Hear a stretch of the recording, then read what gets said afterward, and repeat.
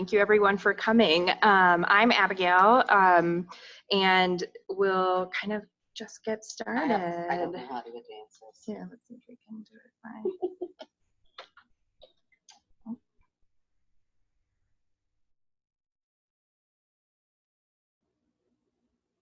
Got okay. it. So this is us. Yes, sorry. We thought we knew what we were doing, but I guess we don't. Okay, so just to review briefly the topics that will be covered today, we'll start with how to prepare for the development of the initial IFSP after leaving the NICU.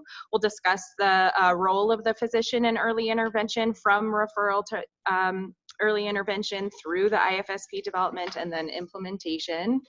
We'll also discuss the role of the family in the same process, and then also using the IFSP as part of your family role for your child, and then also supporting the ongoing collaboration among all of these providers, family, service coordinators, all of that good thing in your child's development. Okay, so first, when we talk about, we'll talk about the referral process and preparation for leaving the NICU. Specifically for physicians and NICU staff, it really starts with you and explaining what early intervention is to the family and how that could be helpful for them and their child. Also providing some written information along with that kind of ongoing conversation that you have with the family. Then making a referral to early intervention and compiling all the information from your hospital stay, all of the developmental evaluations that you may have completed during the NICU stay, as well as relevant diagnoses and recommendations that you'd make as a medical provider. And then checking for understanding for the family of what happens next, how that kind of follows up, and what sort of things that they should be prepared for during that next step of the referral. Thanks, Abigail.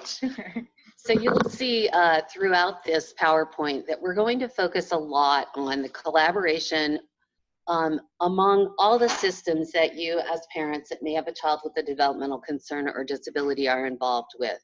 We know that it's a lot, and that's why you'll see some things repeated over and over. One of those being, as Abigail just said, check for understanding, because it's, you know, there is a lot of stuff being thrown at you, and it's part of our role to assure that you understand, and it's part of your role to let us know when you need more information. So the role of early intervention in referral is to actually receive the referral, and I want to talk a little bit here about the role of the NICU liaison. I don't have a specific slide for that, but we have a person that is a NICU liaison, Marnie, who works with all the metro area hospitals. And her role is twofold. One, she's very good at building relationships with hospitals, and particularly those with level 3 neonatal intensive care units. And she's the one that referrals from the NICU in the Denver metro area come to. When she receives a referral, she sends it to the early intervention program in the county, also known as the Community Center Board, within 3 days of her receiving the referral. When the Community Center Board receives that referral, that's the referral date they go by.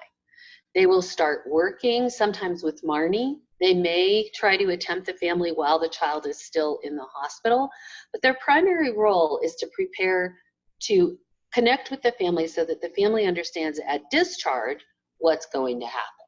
So that's the role of the NICU liaison in facilitating referral to early intervention. For the communities that have level 3 neonatal intensive care units that are not in the Denver metro area, it's the responsibility of the early intervention program to make those connections with those hospitals. When a referral is made to early intervention, it is the role of early intervention to take a look at that accompanying documentation. That's why what Abigail said is so important, because we want all the information about a child being referred to early intervention to follow the child. We don't ever want to put parents in the position of having to say things over and over and over again, which we know happens.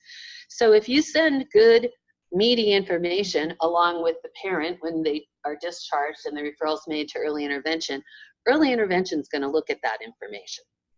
And then they're going to contact the family after discharge. CCBs, or early intervention programs, some of them do connect with the families while they're still in the NICU, some don't, but they're required to connect with the family after discharge. Then the role of the family and caregiver is, you'll see this in everywhere, ask questions. You know, you heard vaguely about this program that might be beneficial. Ask somebody about it.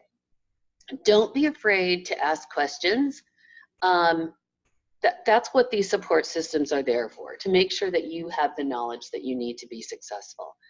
If your physician or the NICU or another type of medical support professional did not make a referral to early intervention, you can make that referral yourself. Or you can just call early intervention and say, I just heard this term, Early Intervention Colorado, what does it mean? And we'll be happy to talk to you about that. There's a 1-800 number. It goes directly to our office, so we can connect you with the right early intervention program in your community. You should know the contact information for EI, that every hospital has some public awareness materials about early intervention with that 1-800 number on the information.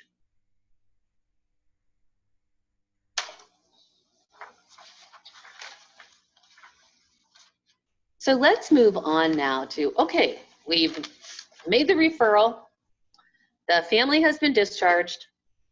What happens next? Well, we want to prepare for the initial IFSP, or Individualized Family Service Plan, which is the plan that is driven by the family that drives the supports and services that a family receives in early intervention.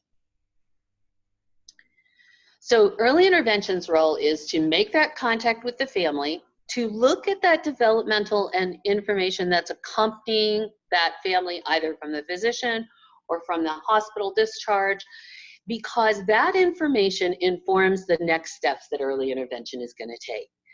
A child might be eligible based on established condition. Now, we have an established condition database on the early intervention website that has hundreds of different diagnoses that mean a child is categorically eligible. And what that means is through established condition. What that means is that we know, just because of the diagnosis that child has, that there is a concern or a likelihood that they may have some developmental delays in the future. So we don't want to have to hold people up until those delays present themselves. Children that fall into that category of established condition are automatically eligible.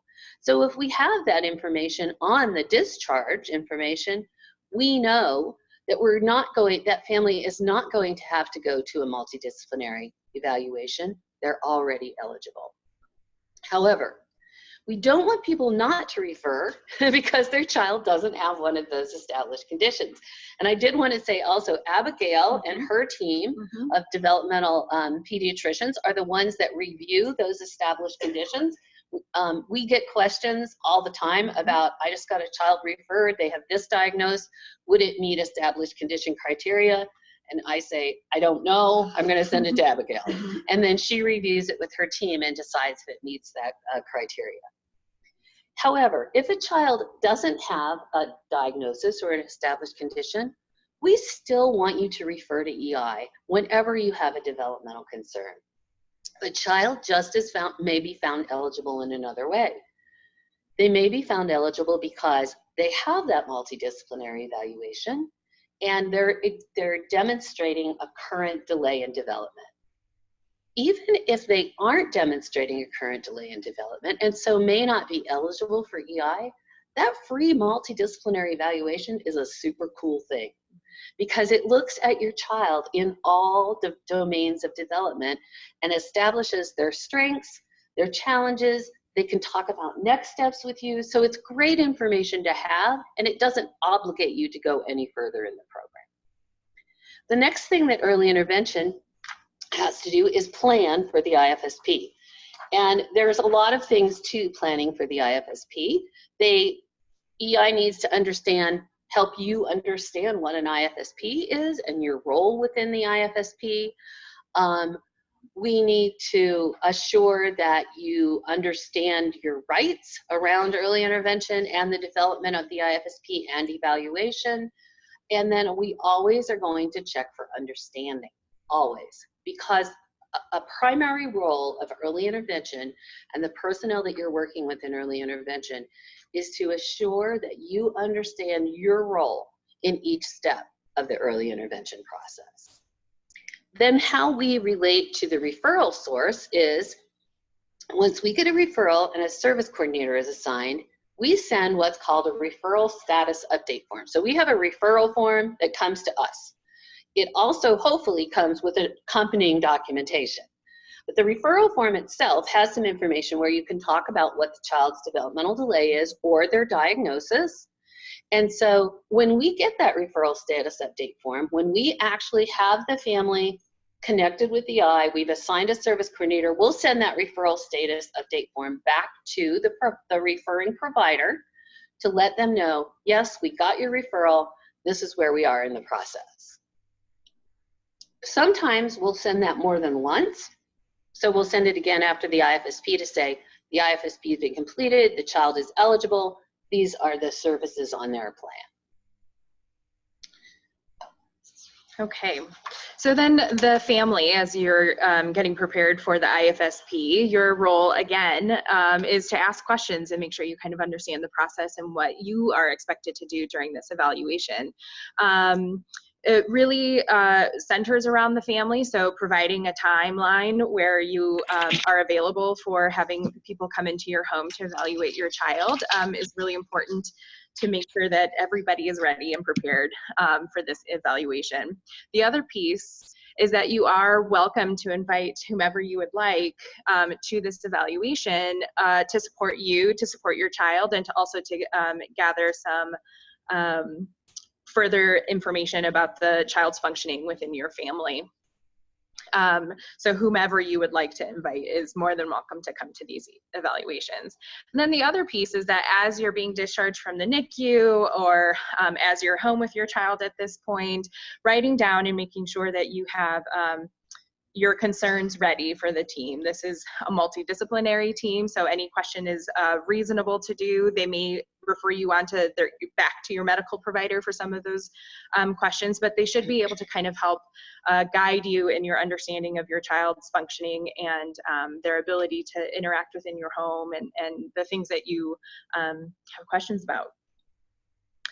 And then the role of the PCP is to really follow up with family, ensure that that referral was made and that the referral, the CCB and early intervention has reached out to the family to get this IFSP scheduled and on the books. It certainly can be tricky as the NICU makes the referral, and then PCP are the family or the people who would be following up with the family. So making sure that you have that good communication with the family as you're starting to take them on as your patients. Again, one of the most important parts too is having a collaborative relationship, both with the family, but also with early intervention. The things that happen in the medical home are also important in the family's home and vice versa. And so having that collaborative relationship where you're able to support the family and how these services are provided is important. And then the other piece would be to ask for information from the IFSP meeting. I think frequently that gets missed. And then you're kind of hoping that everybody's on the same page, and really it could be helpful just to ask or ensure, make sure that the families know that they can share that information with you should they choose. All right, so now we're actually to the development of the initial IFSP. So the family's role in the development of the initial IFSP is a huge role, because this is an individualized family service plan. It's not just about the delay of the child and how to support their child's development. It's about how to support the child's participation in those daily activities of life. And the reason being is that children learn through participation in everyday things they do every day. If a child has a disability or a delay that gets in the way of them participating in those opportunities to learn, what early intervention about is building access, supporting the child and the family so that the child can participate in those typical learning activities. It's not really about building alternate learning activities. It's really, really focused on participation and access. So the plan that you develop, the IFSP in early intervention, is going to look different from other plans you may have been involved in. You're going to be asked to share a little bit about your daily life. What does your day look like? What's important to you? When we get to writing goals and outcomes, we're not going to write them for you. We're going to reflect back on the information that you've shared with us and ask you to prioritize what's important and think about ways we can support you and your child to reach that outcome. If the plan, if you feel like you got hijacked somewhere along the way and you're kind of a silent participant, put the kibosh on that. This is your plan. If I've been in IFSPs where I could tell that the plan that was being developed for the family was not being developed with the family. And I could see the family kind of drawing further and further away from what was being developed. And so it's important that we pull the family back in and say, wait a minute, I feel like this isn't really going to work for you. Can you talk to me about that? Because this plan will only work if it works for your family, if it's embedded in your life, if you don't have to change your life to support your child's participation in the activities that you do every day. Once again, ask questions. Do we ever use jargon in EI? Oh, we never do. Do we use it in the medical field? Never. So be sure and ask questions. We try to present this information in an understandable way, but as Dina said, I'm a parent, and there were times I came out of meetings going, I have no idea what they just told me in that meeting at all. And it was because I didn't ask questions. I didn't assure that I understood, and that really is your role as parents. Share who you want the information, meaning the IFSP, shared with. So actually, they're going to ask you to fill out a form that says, yes, I want my IFSP shared with this person. It's really important because, as Abigail said, we were talking earlier, and she said, I'd rather have it than not have it. You know, it goes into the child's medical record, and so it's really important information for me to know about. So think of that ahead of time. Who else in the medical community or anyone else would you like a copy of that IFSP to go to? Don't be worried that it's like, oh, you know, that IFSP is 18 pages long. Nobody really wants that. Yes, they really do. That IFSP should be a guiding document that helps connect things together for your family. Be sure to share any new medical or developmental information. Now, this goes both ways. So if you have new medical information from a visit with your primary care provider or a specialty provider that has happened in the interim between when you were preparing for your IFSP and you're developing your IFSP, let your IFSP team know that. You have a service coordinator you can always contact and share information with. It's their role to be the caretaker of that information. And the same goes when you return after the IFSP to your PCP, and we're going to talk about that more in the implementation section. And then be prepared to participate fully in the development of the IFSP. I know that, you know, I've been guilty of thinking that, okay, it's scheduled, they have like all these professionals here, so I can just, you know, have a cup of coffee and listen to what they have to say about my child and family. That's just not going to happen in EI. So they're going to want you to participate. You're a member of the team. It is not you and the IFSP team. You are an equal member of the team. Oh, it's still me. Early intervention during the development of the IFSP and at every step of the process is going to ensure that you understand your rights. They're going to convene the meeting and invite whomever needs to be there, and you can also invite anyone that you would like to be there. They're always going to check for understanding and support you in providing information. So this phrase, the family is the expert on their child, right? Everybody says that a lot, but it is really the focus of EI. We believe the family is the expert on their child. I can't come in, evaluate your child, and tell you anything you don't already know. I might put it in different words. I might phrase it a little differently. I might have a different context for it, but you're the expert on your child. And then we want to support you in developing your IFSP outcomes. We're going to explain how EI services will look. They're based on the strategies and based on the outcomes. And then we're going to explain the next steps of the process.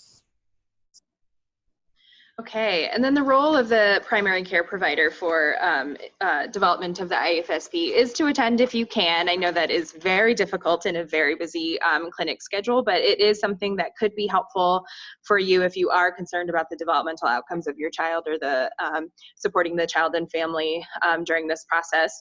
The other role is to really ask to be kept informed. It is something that could inform the recommendations that you make as a medical professional, as well as thinking about the other aspects of their health and well-being that you may need to support. So kind of continually coming alongside that family and helping to support them as they move through this process, and having them reflect back to you on the how things are moving and how satisfied they are with the things that happened and that sort of thing. And then lastly, to ask for a copy of the IFSP. As Laura said, it can be quite long. It is, I think, one of the most positive pieces of information that you'll get as a provider, where it really talks about the strengths of the family and the child. So it is, if you're looking for a little pick-me-up as you're preparing for a child to come in, it's certainly a really nice thing to read beforehand. And as well as to kind of be prepared for when the family comes back to you, to know the things that are being recommended and moving forward. Sorry. Oh, that's okay. Yeah, next. Are you ready to go? Yeah, I am. Okay, and then as we have developed the IFSP and now we're moving forward into implementation and kind of long-standing support through early intervention in the IFSP plan. We'll move forward. Yeah. Okay. So early intervention, of course, has a huge role in implementation. One, we're going to send copies of the IFSP to anyone that you have asked us to and signed a release for. We're going to assure that any services that are documented on your IFSP are received within 28 days. We're going to follow up to check on the progress of the child towards the outcomes and the family. So when we call to check on you, well, I'm not going to say we, as this happens all the time, but what we generally will do is we'll ask about the outcomes on your IFSP. If you have an outcome that your child will be able to self-soothe and get to sleep within a half an hour at night, we're going to ask about that. So I know the early childhood special educator has been working with you on helping Sophie get to sleep. Tell me how that's going. And then we're always going to want to know if there's any new concerns. We need to let providers know that. And then that's another point of connection with the PCP as well. IFSP reviews will happen at least every 6 months, but they can happen more often. And that usually goes back to that, are there new concerns question. Sometimes we need to change the IFSP because something has changed in the life of the child and family. We will always support the family in understanding the importance of the IFSP as a guidance document. So we've used that a lot in this presentation, the IFSP as a guidance document. What that really means is the IFSP is a story about your child and family. it has a lot of information gathered through family assessment about what your day looks like, what's challenging, what your concerns are, what your hopes are. And that is the piece that we feel is the most important in driving the rest of the plan. So we're always wanting to build a plan around what's important to you and what supports and services are needed in EI to help your child participate in the things that are important to you. So as Abigail said, it's a different way of collecting information that can be very, very helpful to the primary care physician or medical specialty provider, because through family assessment, which is a required part of the development of the IFSP and early intervention, we are deliberately charged with learning about your day and what's important to you. And so that can be something that's really, really great for your PCP to build on when you come in for your next visit. We always want to think about how those medical supports and EI can best work together, because we often hear, well, we're getting therapy in the clinic here and they're working on this, and then we have EI coming in and they're working on this, and these do not seem to match in any way to me. But if we have the IFSP as a guidance document, your PCP can help you understand, oh, well, what they're working on in the clinic here, that's going to really support the skills that this child needs to do this thing that you've said is important on your IFSP. So they really do work together. It just doesn't always seem that way. Then the family or caregiver, always, your question is to ask questions about who's on your child's team, what's going on. That means how the medical and early intervention in the medical community work together. If there's something happening with a provider that you don't understand, you are always going to share new medical or developmental information back and forth between EI and your primary care provider. Take a copy of the IFSP with you. Even if the provider hasn't had time to look at it, it's you've got the outcome pages on the IFSP. Those are just generally 2 or 3 pages. Those are really important to share with your provider and say, look, this is what we're working on in EI, so that he can understand how he or she can understand how the medical and EI work together. And then lastly, for any PCP or specialty providers, is really encouraging you to take time to review the IFSP. It is a long document and there's a lot in there, but there are some highlights that can be helpful for understanding who the family is, who the child is, and what supports they're getting through early intervention. The other piece of it could be that you do this during the visit with the family to kind of just review as you're in a follow-up from referring them to early intervention, that you're reviewing now the outcomes of that with the family and helping them all to understand and yourself to understand what's being provided. Also, asking for ongoing updates and supporting the family as you give new diagnoses potentially through this evaluation that's just happened, or as you're getting to know the child as they develop and get older. Making sure that that's communicated to the family or to the early intervention team, and then asking for ongoing updates should that change the services that you're getting through early intervention.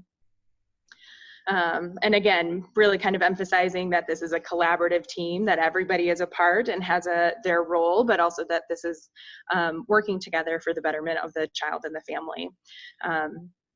And to help them be the best they can be. Absolutely. And when you share a release of information that says, yes, EI team, you can talk to my primary provider, it means that we can send information that you would like us to send, but it also means you can call us and we can call you and we can talk to each other.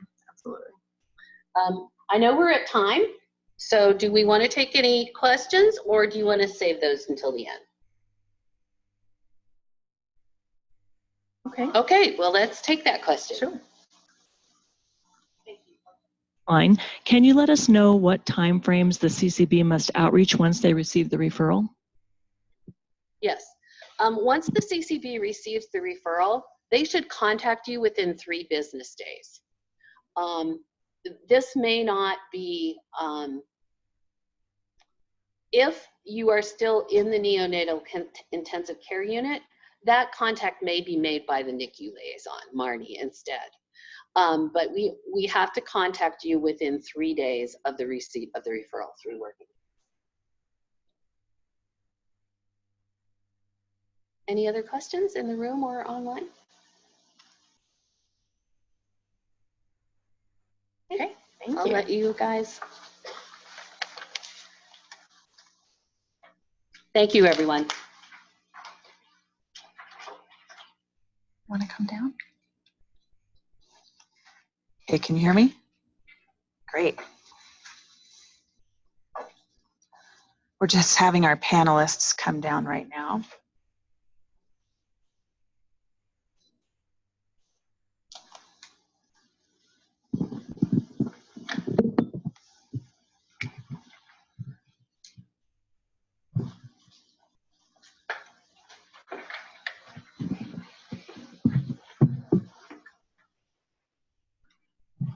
Great, everybody ready? Awesome. Well, good morning. My name is Kristen Kaiser, and I am the facilitator for this fabulous group of people today. I am the LEND family faculty at JFK Partners, as well as the executive program director at the Joshua School. The Joshua School is a school for children with autism and developmental disabilities. But I am most importantly the mother of 15-year-old triplets who were all in the NICU and also recipients of early intervention. So this is a topic close to my heart. So we all know that the experience of having a child with a disability or the need for additional supports at birth or at a very young age is an extremely difficult thing in terms of navigating those supports and getting those services in place while grappling with a range of emotions. So times of transition in our families' lives can prove to be exceptionally challenging. And providers in our lives work hard to ensure that those transitions go as smoothly as possible. But there may be some barriers that are in that process, and navigating changing agencies, funding streams, and varying levels of support, all while being a new parent. So we're fortunate today to have a panel of parents and providers to share their experiences with us, both the elements that made those transitions successful and some of the barriers they faced in their journey navigating those waters. So let me introduce our parents. We have Mia Clements. So if you guys want to just wave when I introduce you. Mia. Oh. Yes. So Mia and her partner Chris have 4 awesome children. Jonathan and Dylan are 13-year-old twins. Kellen just turned 6, and Maddie, who is 3 and wants nothing more than to keep up with her brothers and do whatever they're doing. Maddie has Down syndrome and a lengthy medical history.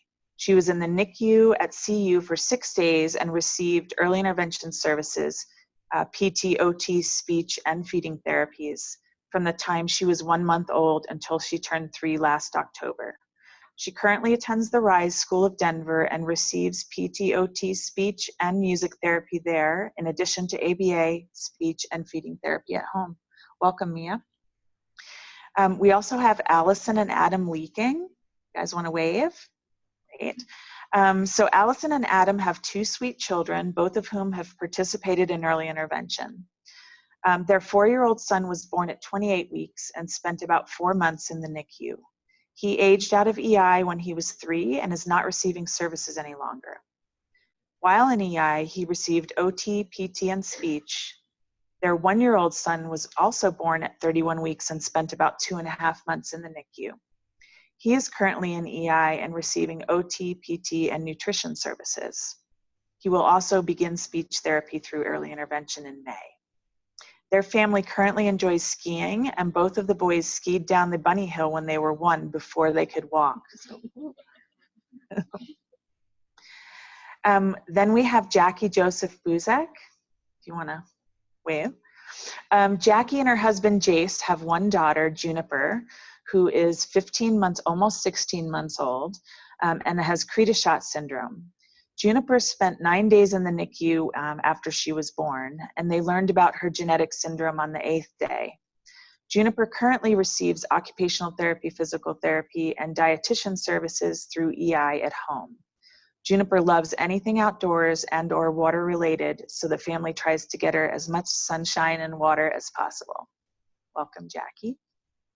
And then we also have some primary care providers joining us today. We have Dr. Hannah Smith.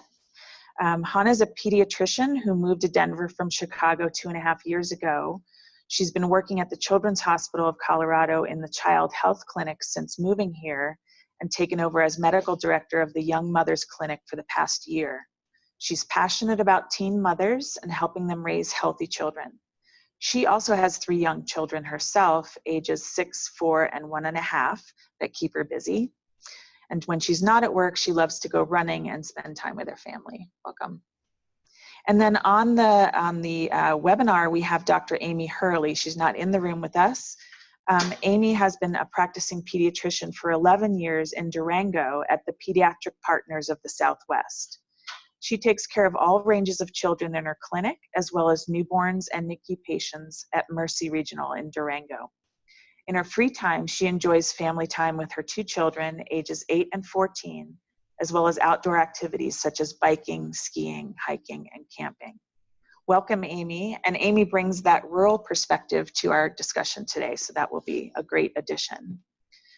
So I'm going to talk with our panelists today about their experiences with the transition from the NICU to early intervention. We're going to spend about 50 minutes doing that, and then we'll save a little bit of time at the end for some questions. So families come out of the NICU often with a lot of recommendations for lots of different services with many different providers. I'd love for you to tell us a little bit about your child and what your understanding was about their needs when leaving the NICU, how you were able to prioritize where to start first in getting some services for your child. So whoever wants to start first would be great. Oh, no. Oh, I don't know. I was just reminding. Sure. I'll go first. We had our experience transitioning from the NICU to early intervention was actually really easy. We were extremely fortunate. I think I had a checklist. I knew who was supposed to call me when. I knew who I was supposed to call. I didn't know what to expect, but I felt extremely prepared.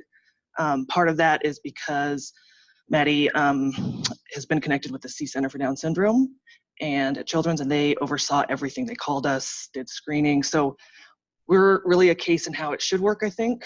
It was, I didn't feel overwhelmed at all. And I think to me, the most important thing was the personal connections. It was the NICU staff, you know, face-to-face. It wasn't a piece of paper. It wasn't even on the phone most of the time. It was face-to-face connections that, you know, really, really helped me.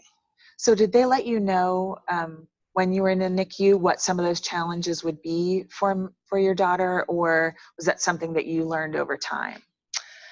No, the NICU didn't let us know, and we didn't ask either. Okay. But we had a prenatal diagnosis, so we had already connected with the C Center and other parents. So and that probably is why I didn't feel overwhelmed as well, because I already kind of had some knowledge. But so I'm not even sure if they asked us if we had questions around that. But I felt like everything just went so smoothly that we didn't even feel like we needed to ask questions. So. I think we felt prepared leaving the NICU. We had a list of follow-ups and different providers to reach out to. And as far as early intervention, I think we were on a bit of the opposite spectrum, where we were basically given, here's early intervention, here's the phone number, and it required a lot of persistence. It took many weeks to get a call back, to get information we needed. I found it to be very overwhelming because we were managing so many other aspects of our youngest son's care, and then also having to remember, oh, right, early intervention was supposed to call us back on Monday. I never heard, let me call for the 3rd time and see if we can get this going. And because our older son had been in early intervention, we knew how amazing and valuable the services were, and also the importance of the earlier you start, the more you get out of the program. So there was also that underlying stress of just really, really wanting to move forward, but not being able to do that. I'm happy to chime in. Yeah, please do. So to add on to that, I mean, you're going through a lot of emotions and a lot of stress, especially not only through the NICU, but also when you're preparing to leave, and then kind of envisioning what that looks like at home. And that was a struggle because no one could tell you if you were going to get the services. So I learned something here today on how the process and the referral, and I knew there was a referral, but you would ask the doctors and they would say, some could say yes, he is going to get services. Others may not say anything at all. Other ones say no, I think he's going to be good. So that was very stressful, not knowing, and also having the positive experience from our first son. Knowing that the care that he received, that's exactly what we wanted for the second one. Right. So that was a struggle. And then obviously once you get home and you're dealing with everything, and then also a lot of that fell on Allison, of calling and following up. That was a struggle, especially when you're managing the care and you don't have that support anymore of the 24/7 nurses and things like that. Thank you. We wanted to take our NICU nurses home with us. We were like, "You're letting us take this 4-pound baby home?" She's alive, so we did it. So Juniper, she kind of had one of those pre-qualifying conditions. So on the 8th day, I work in the field of early intervention too. So knowing what could happen related to her diagnosis, that was my one thing. I was like, okay, we got to get early intervention. And so we made sure that the NICU, liaison was going to put that referral through for us. But then I'm also an advocate, I guess I would say. So when we went home, I continued, I don't remember actually what those days are a little bit blurry. But I remember calling somebody, and I remember not having to work too hard to schedule the IFSP meeting because she did pre-qualify, so we didn't have to do the evaluation. And then our early intervention team came and did exactly what they were supposed to do, which was give us a lot of hope and a lot of positives. And a lot of happy things to say about our daughter. So that our experience was also pretty easy in regard to accessing the services that Juniper receives now. Can you talk a little bit about that experience of receiving a diagnosis in the NICU and understanding what the challenges were and how you were able to move through that transition? What was kind of your process for that? Our receiving Juniper's diagnosis was not great. Our medical provider who gave us that diagnosis used words like bad and just some really not positive terms related to all of the needs that Juniper might have. And she has a very rare syndrome. So even when you look into the research, the numbers of children who are actually studied in those studies are quite small. So there's really not a lot of generalizable information that you can give. So we were under the impression that she would not be doing a lot of the things that she was doing already. And so I always like to say maybe use words like unexpected diagnoses and things like that when you're giving information, but really empower families to know that their child. I wish we would have been told that Juniper will let us know what her needs are. We don't have to necessarily anticipate all of these quote bad things might happen or would happen. So yeah, I don't know if that kind of answers your question, but getting into early intervention and having them help us kind of create a list around what our wishes were for Juniper and what would work best for our family was a really good start, a positive start to our journey. Anybody else have thoughts about that? I was just going to quickly speak to something you said, which I think as a provider, there's this gray zone with premature infants or infants in the NICU, late preterm, that don't always get referred from the NICU because I think you don't know, right? Like they told you, it's like we see some 28-weekers who do amazing and are never behind, and then you can see the opposite. So I think that's a tricky thing for us in clinic if you're not referred straight from the NICU, then deciding when do we decide they should be caught up or when. And in some ways, I think it's almost easier just to refer everyone and then have EI there because you're right, there is that gray zone where no one can really tell you. You don't have a specific diagnosis. We don't know how your kid is going to catch up. So I think that's a tricky spot for families and for providers to know what to do.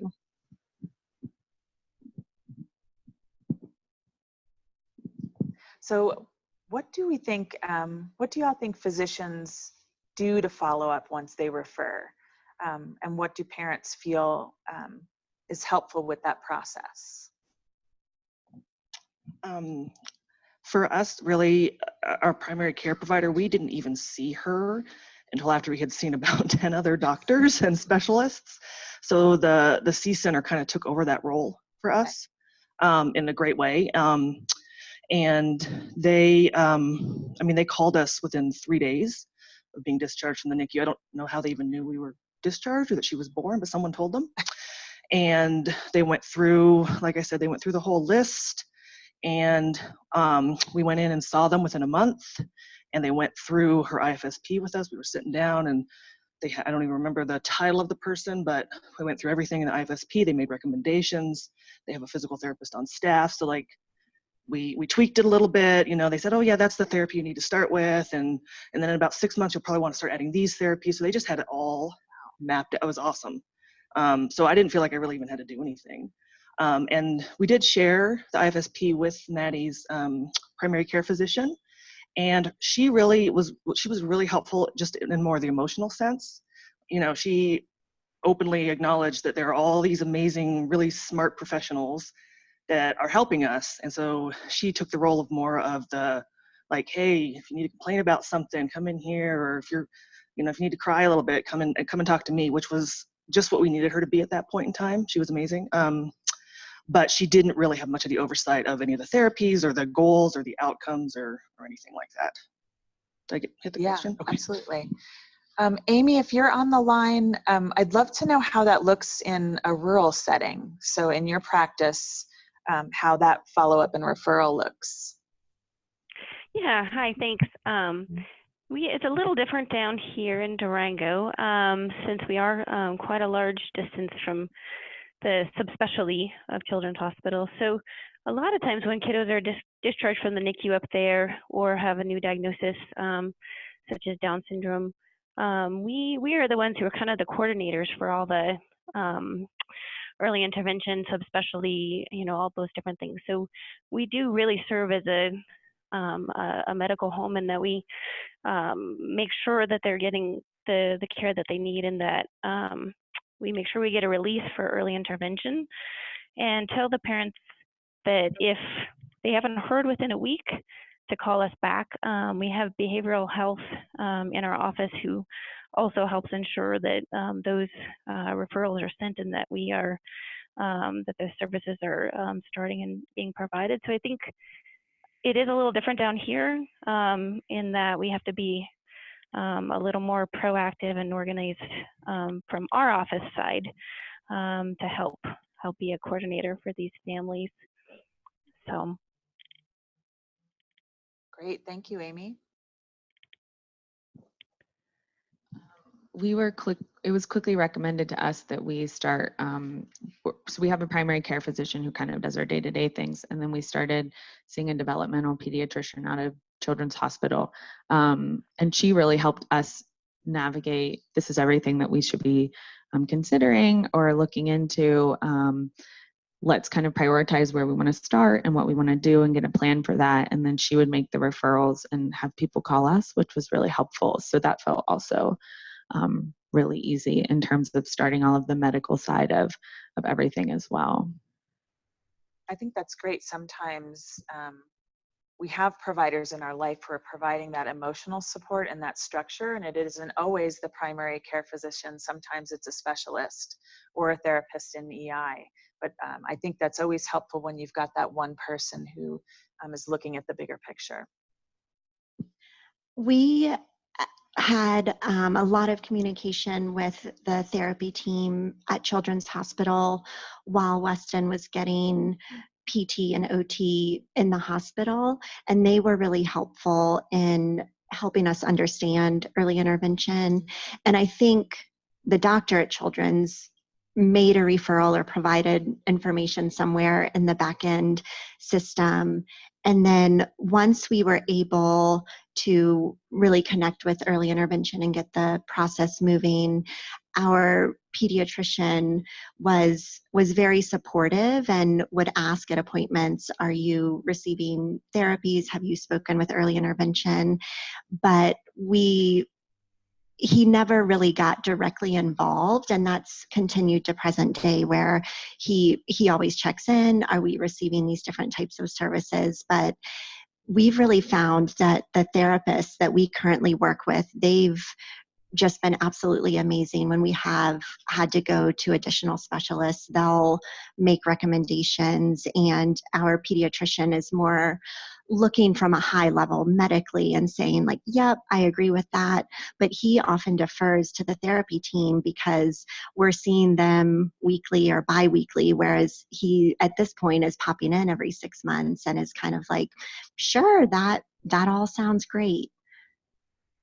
I wonder for a lot of you how that collaboration is working. Who's contacting your primary care physician or your pediatrician or your specialist from EI? Is it from EI, or is it through you, or is it from your pediatrician that's prompting those questions? How's that communication work?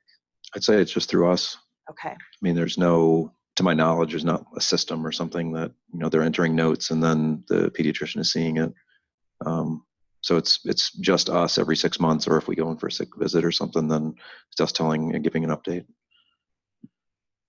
If you guys can also identify yourselves for those on the webinar before you speak, just so they can remember who you all are, because there's so many of us.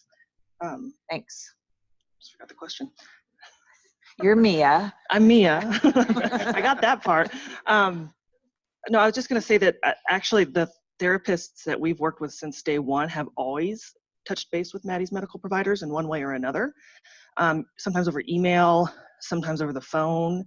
Sometimes the therapists are connected with each other outside of our house in some way, and so they've done that. But Maddie gets speech therapy at Children's Hospital, and her speech therapist at school, her speech therapist at home, and her speech therapist at Children's Hospital have all connected with each other. Wow. And yeah, it's phenomenal. The therapists have actually been the driving force behind that. Like I would not have thought of that until one of them brought it up a long time ago, and I was like, that's a great idea, even if it's just a phone call or whatever. Who was it? Which of the speech therapists? From EI or from Children's or school? It was actually from school first. Yeah, it was actually from school first. But everybody was like, yeah, that's great. And they all were willing to do it, which is as a parent, that's like, you're like, oh my gosh, you guys, that's like, you're not even being paid technically for this time. So it really meant a lot to me too, that they were willing to do that, and just knowing that they're all on the same page and they know what everybody's working on. And so now that I know that people are willing to do that, I'll ask that question. I'll be like, do you want to talk to this medical team or that therapist or whatever? And I've never had anybody say no. So. This is Hannah Smith. I think from a provider standpoint, I've actually never seen an IFSP ever. I've only signed off on home health care orders. That's the only way I know. Yeah, so I didn't even know those existed. Maybe I've seen the outcomes measures, but so I think 100% we rely on the parents. And I think that's probably unfair in some circumstances, especially for our families that don't speak English, don't like people in their home, don't quite understand. It's probably a disservice to them. So it's tough. I tend to have my families come back to see me to help close that loop, because we have a lot of non-English speaking families here in Aurora. And so I just feel like it's very confusing. So I usually see them back in a couple months. We have family navigators who also follow up on our referrals, which is great. And we're lucky to have that, but I definitely rely on families, because all the families come in and say, now I'm worried about this. And I'll say, talk to your therapist to get reevaluated to see if your kid qualifies now for something else, which doesn't always feel great to put that on the parents. But I haven't found any other way to talk to people from early intervention. Amy in Durango, could you talk about your experience with that a little bit? Yeah, I mean, I think because we are a smaller community, does make it a little bit easier to communicate with early intervention. And again, we always get a release so that we always get the IFSP, and we do read those, note them, And then if we have any questions, we certainly will reach out to the family. We also have a complex care provider who oversees kiddos with more complex needs, who would reach out to these kiddos every month to every other month to make sure that services are in place and see if they have any questions or extra needs. So I think, again, just because we're more rural, we have to be more proactive in trying to help coordinate the care for these kids. But we do have a pretty good, I won't say that it always happens, but we've really worked hard to be communicating with early intervention. And they'll actually even call us sometimes, and we'll call them, which I know doesn't happen very often, but just trying to be more open with them and make sure they do communicate with us and we're communicating with them has been a big push on our end for sure.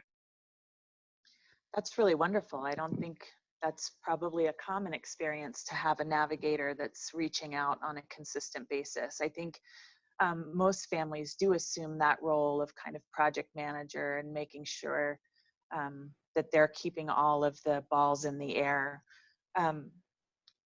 Switching over to thinking about your early intervention services once you had some services in place, how were those services coordinated for you all in the home? Was there one person that was coordinating them? Were you interacting with lots of different disciplines? Was there one person in early intervention that really has been pivotal for you in terms of moving through that process over time? This is Allison. Just kidding. This is Adam. The coordinator, I would say, has been key at the beginning, but then once she kind of fills out the forms, I would say it's the team and just working out we have 3 therapists, if you will. So it's working out the best time and where we can meet and what schedule, and that's all kind of just as a team we do that. But the coordinator's been fantastic, as well as the team. Yeah, I would say our coordinator was helpful in the beginning, and then we started with occupational therapy, and she kind of took the lead, I would say, in coordinating everybody else and then adding on other types of services over time. And I had a thought and now I'm just totally forgetting it. Oh, they also, they get time in our IFSP, I believe. I think that's what we talk about at our meetings, to get all together. So we have OTPT, a dietitian and speech, to collaborate together even outside of the home around things that we're working on or questions that we have, just to ensure that everybody's all on the same page across all of our providers. And that has been really pivotal and helpful as well, just for everybody to know, across providers what we're working on and what that looks like.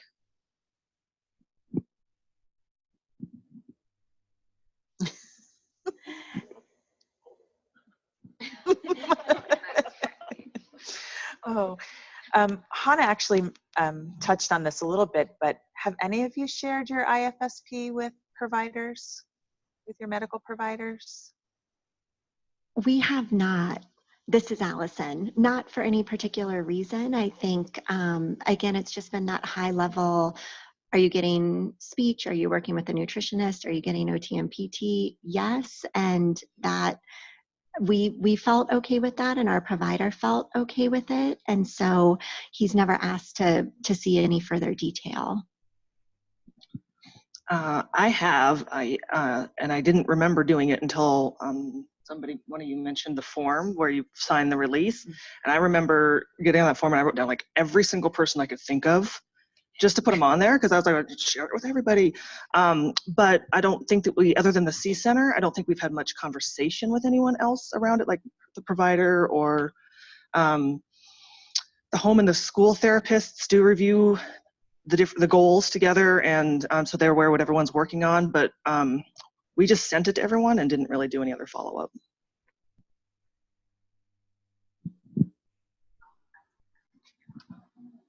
It does work.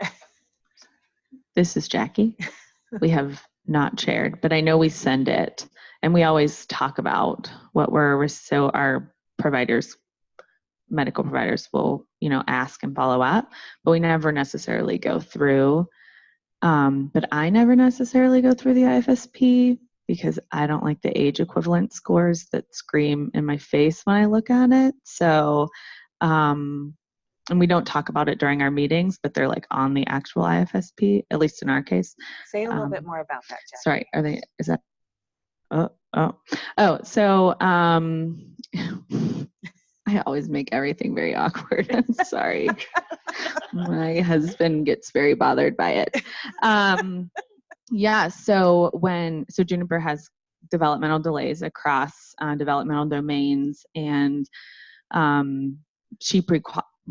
so they kind of attach an age to where her current level of skills are. And sometimes that age is younger than her actual age. Her developmental age is younger than kind of her chronological age. So I just don't want to know those things. I just want to appreciate and love her for who she is and what she's able to do. And sometimes that can mess with your mind as a family member if you look at those. So I choose not to have those discussions with our team, and they meet outside or after our IFSP to put those in. Does that help? It does. And how did you come to that decision, and how did you communicate that with the professionals in your life? I said, this makes me feel sad, and is there any way that we don't have to talk about it this time in the IFSP? And they said, yes, we do not have to. So I just ask questions, right? Yeah, I just asked, and they honored that. And so they're able to communicate challenges or needs in different language? Oh yeah, so there's that chart that you kind of base your needs in like or a more narrative or qualitative way that doesn't have to attach to an age. So we talk about, so we kind of follow that together and figure that out at our IFSP, yeah. And then I guess through their more formalized assessments that they were doing, they can figure those things out without our having to know. That's really great advocating for yourself. That's really interesting. Just 2 points. This is Hannah Smith. 2 points to that. I think sometimes as providers, we are on this like higher level because we don't have the information, right? And so we're with you for 20 minutes, and ASQs are meant to be interactive, but no one has time to go through an ASQ in an office visit. And so I think it's like this double-edged sword, which is we don't get that. So then we feel less like we know exactly what's going on. And then to your point, like I totally understand the age thing. And as a provider, that's actually exactly what I want to know. Like, oh, Juniper is doing this, and that's great for me to know so that I can counsel you on anticipatory guidance, or maybe some things you can do at home if I know where she's at developmentally. So it's really interesting because I feel like the information is maybe not getting to the right person or however that looks. I've even asked to not see our ASQ scores. At this point, I'm like, we know we have developmental delays. Let's just talk about what she looks like, right? Great. I think often as parents, when we're going through this process, this journey with our children and our family and our providers, some families are experiencing grief over a diagnosis, over delays, over this very medical experience. I know for me, I felt like our experience was highly medical, and there were a lot of people involved. I'm a fairly introverted, anxious woman, and so I don't really like to share everything with a whole team of people. So I think we experience this cycle of grief, or maybe you can think of it as cycle of kind of coping, your coping style. I'd love to know a little bit from each of you about how your emotional state or your coping or grief impacted how you were able to communicate with your team, but also to just really understand how to reach out to resources. Were you able to reach out to all the supports and services you needed, or was your emotional state an impactful piece of that?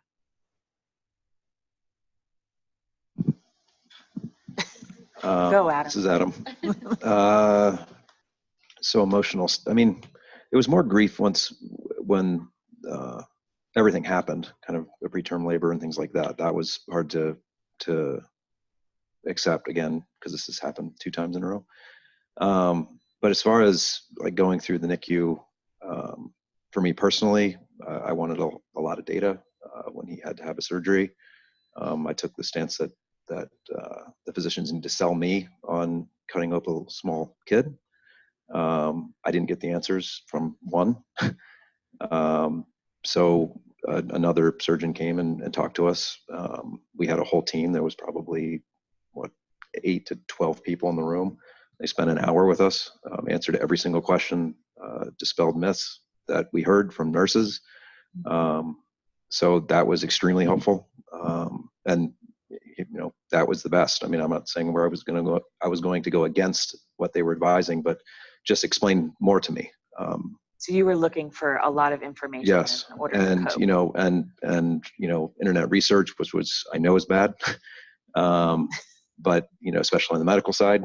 But I did that just to feel prepared. I mean, we had a whole list of questions, and so that's how I coped with it. Was just the amount of information to feel more comfortable with our decisions. It's great that you were able to communicate that, and that those around you, those professionals around you, were really able to spend the time with you and answer your questions. It's huge. And it really helped that we went through it before. So we've learned that you have to be the advocate. You have to ask those questions.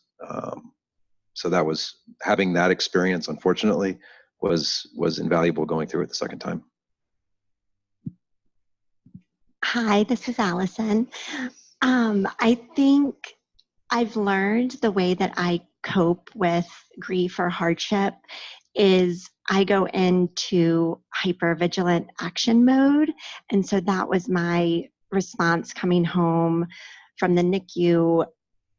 I was completely overwhelmed with learning to navigate medical equipment and medical supplies and medical bills and Medicaid and so many different doctors to follow up with and figure out. And early intervention was one little sliver of that pie. And on top of that, bringing home a newborn, and you're exhausted and you're not sleeping. And so I think it takes time. I think I'm still just fully processing and understanding, like, oh, that's why that time in life is such a blur, because it was so overwhelming.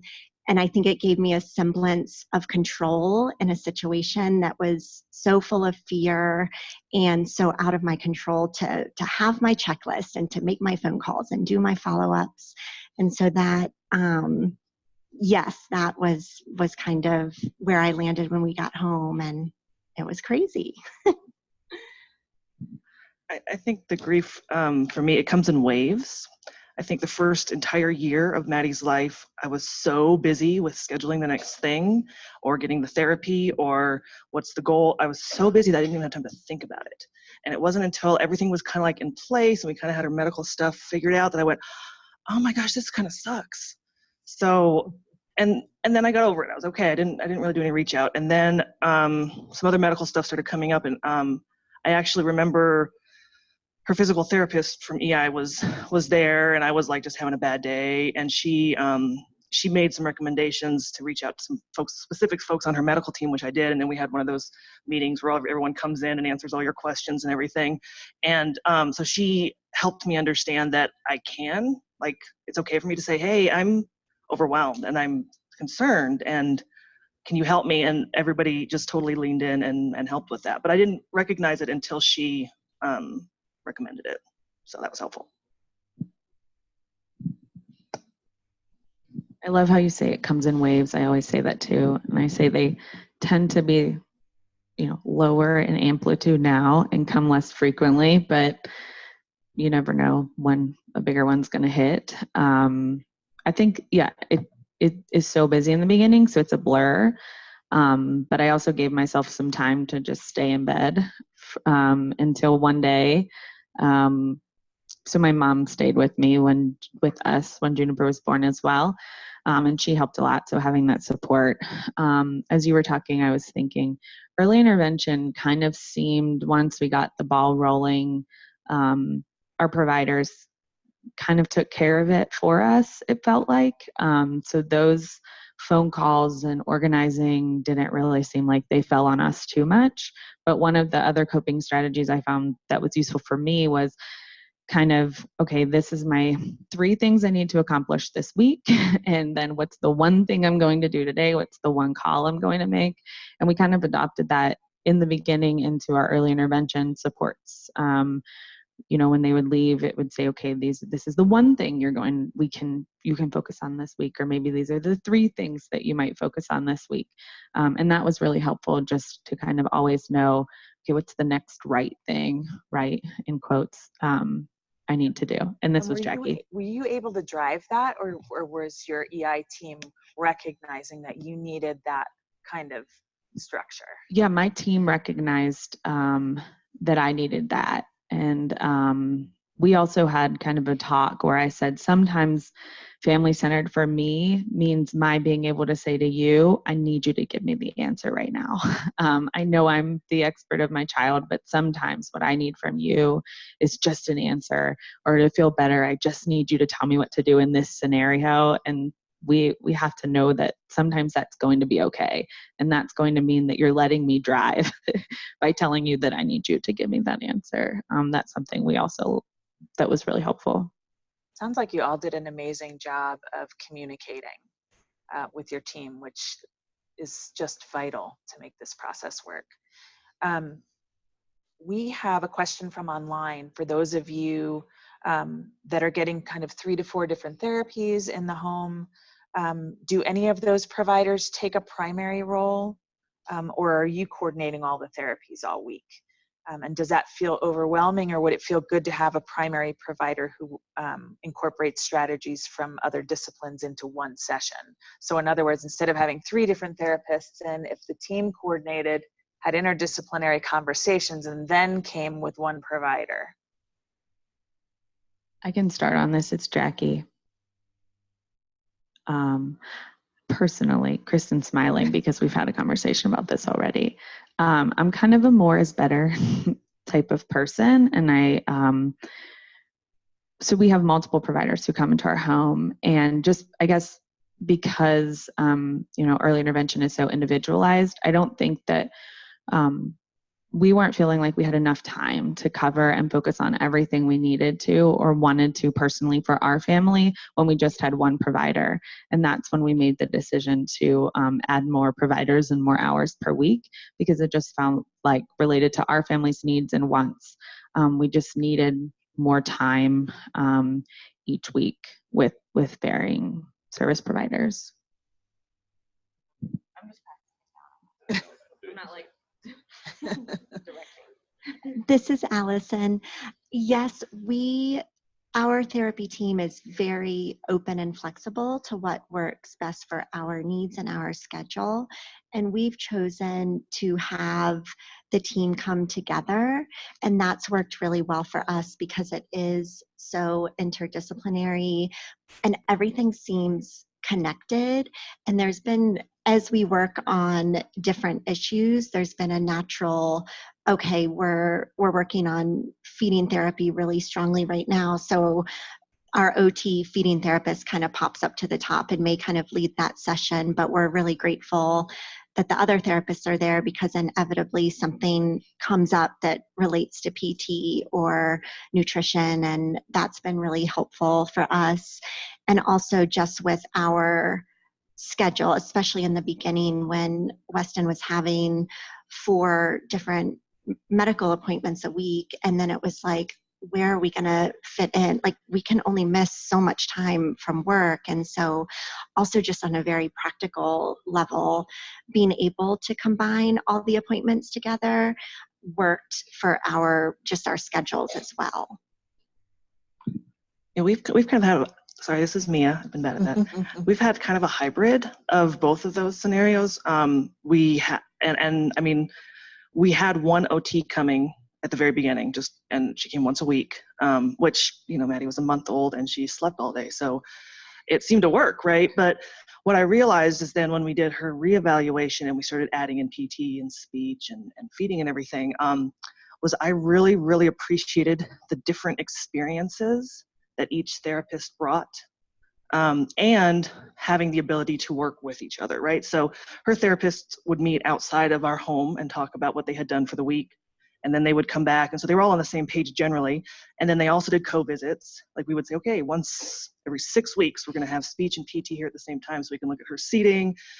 We had OT and speech therapists doing feeding just because they were focusing on different things. And then they would come together once and then separately. So, and I work part-time. So I did have a little bit more flexibility with that because, well, until she started school. But so I've found benefit in both, and I really appreciate the different educations and backgrounds, and having that come together, I think has made everybody better. Nice. Hannah and Amy, do you have any collaborations that have worked particularly well for you in terms of families and EI, or any barriers that you have experienced in that process? I think for me, the only time I've collaborated is when there's concerns for autism, honestly. So I think if there's a medical concern, I will get called, which is wonderful. And I appreciate those calls to say, we're working with this kid, we're worried, which I value so much because I think EI does a great job in being able to pick up more things than we can always do in clinic. But honestly, that's the only time I've actually even spoken or emailed with a therapist, was when there was, I guess, a medical concern or something beyond. But other than that, I haven't. Amy? This is Amy. I agree. Same thing. Usually it's a kind of medical concern that they'll call to share with us. More testing that would need to be done, or subspecialty referral that they're something they're concerned about. That's usually the basis of our conversations. Great, thank you. Is there anything else about your experience that you would like to share before we wrap up to take a few questions? Anything that we haven't touched on that you would really like people to know about that transition experience from the NICU to EI, or your EI experience?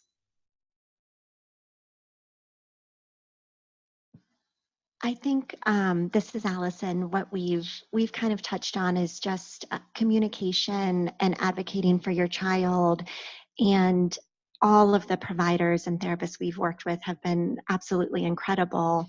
But at the end of the day, we are the only people that are getting all the information and synthesizing that. And so we've just learned to really, when you have a question, ask it, even if it seems silly, or it's like, I know you told me this last time, I cannot remember, my brain is so full.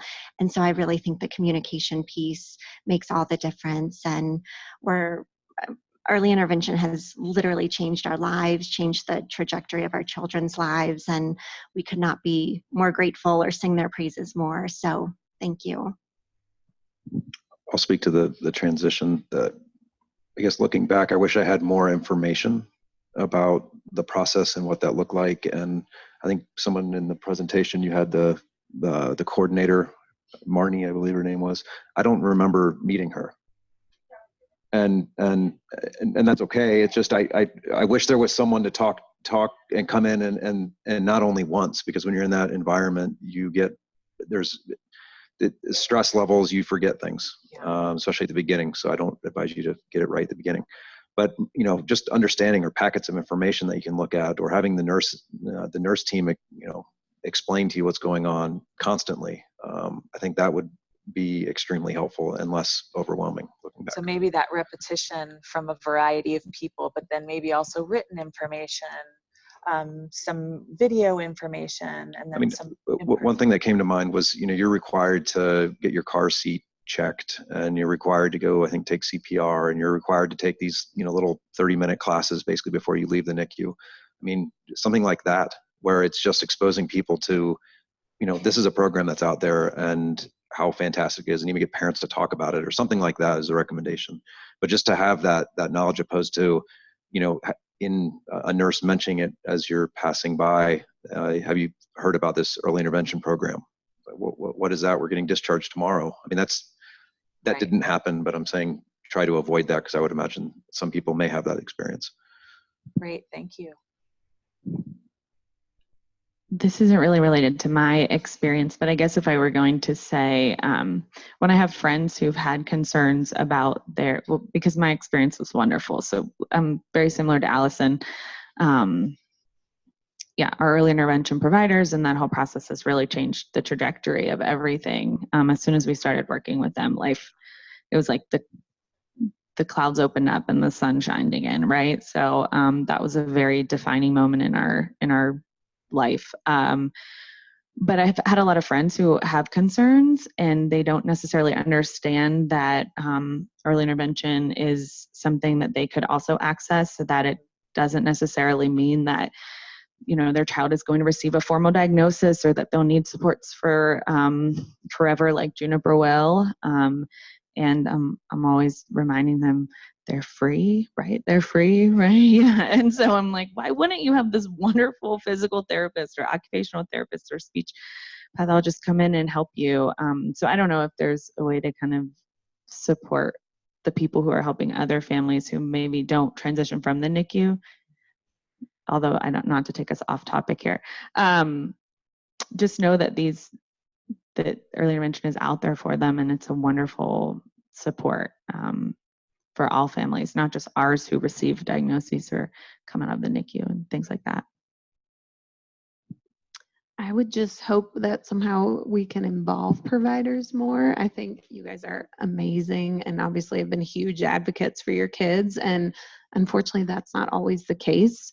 And I feel like those are the families that get missed and don't even come back to see us or whatever it is. So I think you guys are the gold standard, but I also don't think all that needs to fall on families, because sometimes it is hard and exhausting. And I think that's our role in the medical home, but sometimes we can't do it because we don't know what's going on.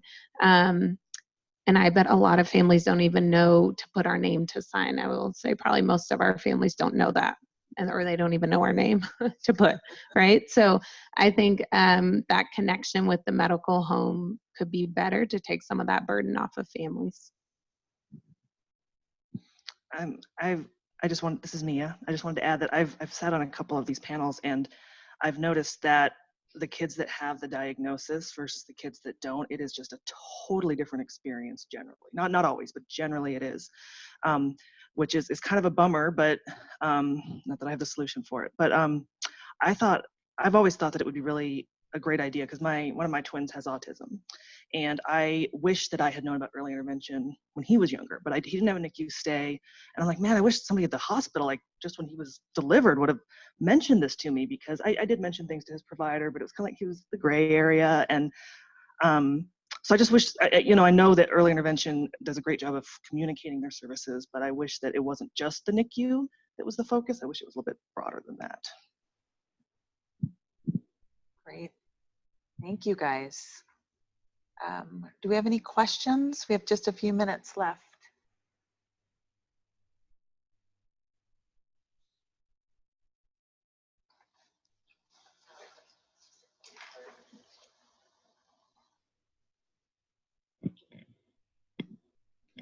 Hi, this is Laura with EI. It's not a question, it's just a point of clarification. I just wanted to explain the free thing with EI. So the evaluation is absolutely at no charge. And that's why I said it's such great information. If you have a developmental concern, refer your child. If the developmental screening or evaluation shows there's no concerns, great, you still have all this good developmental intervention, and that is at no cost to you. Once a child's been determined eligible and is in services, we will utilize funding that's available, like your insurance, or there won't be any out-of-pocket costs to you. So I just wanted to clarify that. Thank you.